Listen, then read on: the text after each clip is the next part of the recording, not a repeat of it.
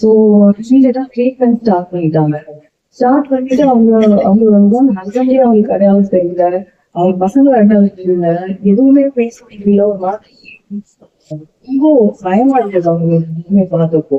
அவங்க treatment start பண்ணதுக்கு அப்புறம் 24 hours வந்து சிடி ஆன்ஜியோ பண்ணாங்க.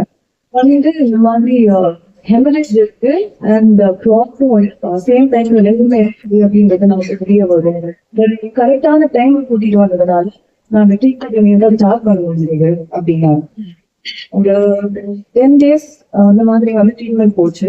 அது வந்து திருப்பி செக் பண்ணி பார்த்தப்போ இந்த மாதிரி கிளாட் வந்து நடந்துருக்கு அப்படின்னு இம்ப்ரூவ்மெண்ட் இருக்கு எல்லாம் சொன்னாங்க. பட் எமர்ஜென்சில இருந்து வார்டு ஷிஃப்ட் பண்ணிட்டாங்க. பட் அவங்களுக்கு இன்னும் வந்து அடையாளம் தெரியுது, பட் பேரு தெரியல யாருக்கும். ஸோ அப்படி இருக்கும்போது இன்னும் என்ன டாக்டர் இருக்குமா அப்படின்னு கேட்டப்போ சம்டைம்ஸ் 1 மாசம் ஆகலாம், சம்டைம்ஸ் 2 மாசம் ஆகலாம். ஆனா இம்ப்ரூவ்மெண்ட் இருக்கிறதுனால நம்ம ட்ரீட்மெண்ட் இருக்கலாம் அப்படின்னாங்க. ட்ரீட்மெண்ட் இருக்காங்க ஒரு ஐ திங்க் 1 month அவங்களுக்கு எல்லாரையும் தெரிய ஆரம்பிச்சிச்சு, பேர் சொல்ல ஆரம்பிச்சாங்க. இன்னைக்கு பை காட்ஸ் கிரேஸ் அவங்க திருப்பி வேலைக்கு போயிட்டாங்க. So I think that every minute மேட்டர்ஸ்ன்றது எவ்வளவு முக்கியன்றது வந்து எனக்கு அப்படியே புரிஞ்சுது. அண்ட் ஸ்ட்ரோக் வந்ததாலே நம்ம மைண்ட் செட் என்ன இருக்குன்னா படுத்தி ஆயிருமோ நல்லா முடியாது அப்படின்ற அந்த நோஷன் வந்து தப்பான நோஷன். ஆக்சுவலி ஸ்ட்ரோக்ல இருந்து வெளியே வரலாம், நார்மலா இருக்கலாம். அந்த கரெக்ட் டைம்ல நம்ம வந்து அட்ரஸ் பண்ணோம்னா இட் இஸ் நாட் இரிவர்சிபிள் அப்படின்றது வந்து எனக்கு புரிஞ்சுது. ஸோ டீட்டெயில் காரணம் அதுதான் இங்க இருக்கு. ஸோ சீக்கிரம் பார்த்தீங்கன்னா சின்ன சின்ன விஷயங்கள் 2 விஷயம் என்ன இது நம்ம செய்யறது very very very important. And எப்பவும் வந்து நம்ம செக்அப்ஸ் ப்ராப்பர்லி வந்து செக்அப்ஸ் பண்ணிட்டு இட்ஸ் வெரி இம்பார்ட்டன்ட். இது ரெண்டுமே வந்து கண்டிப்பா நம்ம செய்யணும். And mainly people with diabetes, people with cholesterol and ஃபேமிலியில வந்து ஹிஸ்டரி ஆஃப் ஸ்ட்ரோக் இந்த மாதிரி இருக்குதுன்னா இவங்கெல்லாம் வந்து விஷயமா கண்டிப்பா பண்ணணும். And physical activity is something which is not it's not negotiable at all. It's life saving. அது வந்து it's not easy ஆக்கிறது கூடாது. நம்ம எப்படி 2 விஷயம் நம்ம செய்யணும் அப்படின்னு சொல்றாங்களோ 2 விஷயம் நம்ம செய்யக்கூடாதுன்னு. அது என்னன்னா ஃபர்ஸ்ட் வந்து neglecting any kind of symptom.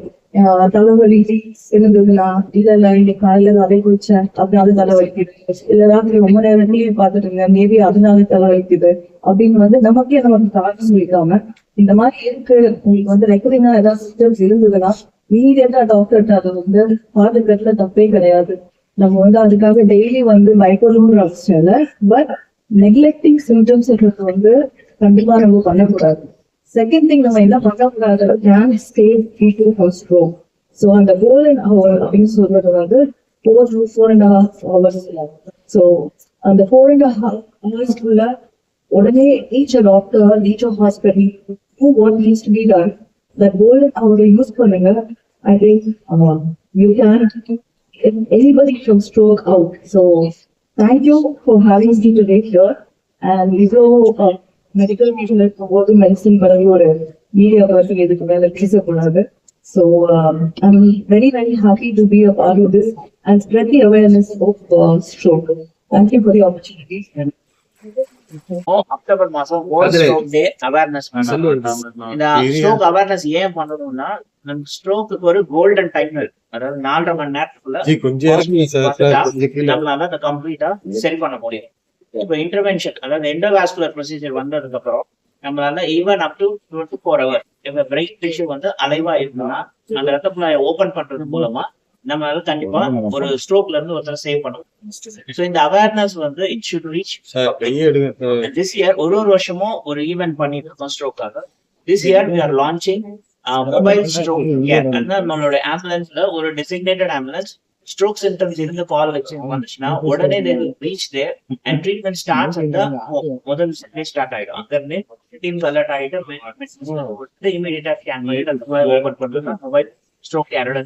And also இது வரைக்கும் ஸ்ட்ரோக் டைம் தாண்டி விண்டோ தாண்டி வந்தவங்களுக்கு கண்டிப்பா வந்து சப்போர்ட் என்ன மாதிரி இருக்குன்னா அவங்க ஒரு ஹாஸ்பிட்டலுக்கு வர மாதிரி இருக்கும், திரும்ப டெஸ்ட் எடுக்கிற மாதிரி இருக்கும்.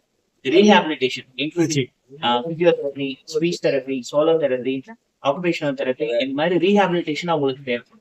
That's why our management is helping us in providing stroke survivor support card அப்படின்னு ஒரு கார்டும் லான்ச் பண்ணுவோம். Thank you.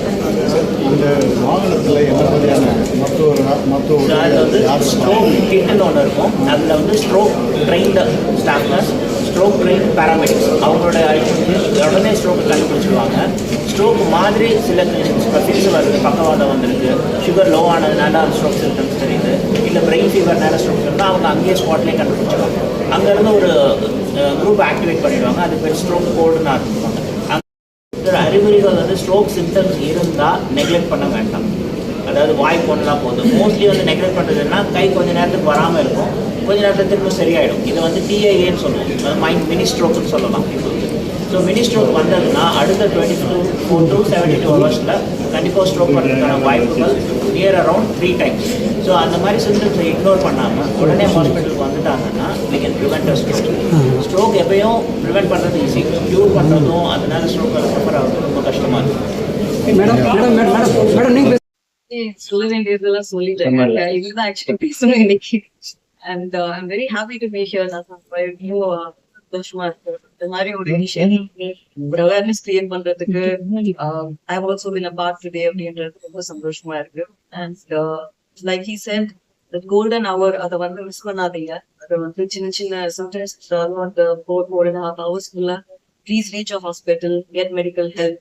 And like I set, stroke வந்துட்டா நமக்கு லைஃப் முடிஞ்சு போச்சு, நம்ம வந்து பெட்ரிடனா இருப்போம் அப்படின்ற அந்த நோஷன், அந்த விஷயம் வந்து ரொம்ப தப்பான ஒரு விஷயம் நம்ம மைண்ட்ல. அதுல இருந்து வெளியே வந்து நார்மலா இருக்கிற ஆளுகளை நான் என் கண்ணால இப்போ ரீசெண்டா பார்த்தேன். So take help, avoid you know உங்க ஓனா நீங்களே வந்து இதுதான் அதுதான் நினைச்சுக்காம இந்த மாதிரி சிம்டம்ஸ் இருந்ததுன்னா please reach a hospital and avoid stroke. above the age of 40 years நீங்கள் வந்து நம்ம ஆனுவல் செக்அப் பண்ணுவோம். அதில் வந்து கார்டியாக் ரிஸ்க் ஃபேக்டர்ஸ் தான் மெயினாக வந்து பார்ப்பாங்க. கொலஸ்ட்ரால் இருக்கா, டிஎம்ஜியில் சேஞ்சஸ் வருதா, இல்லை வந்து அவங்களுக்கு வந்து ஸ்லீப்ஆப்னியா ப்ராப்ளம் இருக்கா, வெயிட் ஜாஸ்தி இருக்கா, ஸ்மோக்கிங் ஹேபிட் எல்லாமே வந்து ஸ்க்ரீனிங்கில் வந்துடும். ஸோ அதில் ஸ்க்ரீனிங்கில் அவங்க ஹார்ட்டுக்கு ரிஸ்க் இருக்குன்னு வந்துச்சுனாலே டெஃபினட்டாக அதே மாதிரி பிரெயின்லையும் வர்றதுக்கான வாய்ப்புகள் உண்டு. நம்மளாம் போய் அந்த ஸ்ட்ரோக் வருமானு டெஸ்ட் பண்ணிக்கணுன்ற அவசியம் கிடையாது. பட் ரிஸ்க் ஃபேக்டர்ஸ் இருந்தால் ஆனுவல் செக்அப்ல இருந்து நம்ம ஸ்ட்ரோக் வந்துச்சுன்னா எல்லா ஹாஸ்பிட்டல் போனாலும் இல்லை ஒன்லி ஸ்பெஷலைஸ்ட் ஹாஸ்பிட்டல் போனாங்க சார்? ஸ்ட்ரோக்குக்கு ரொம்ப ரொம்ப முக்கியமானது காம்ப்ரிஹென்சிவ் ஸ்ட்ரோக் சென்டர். அதாவது அங்கே வந்து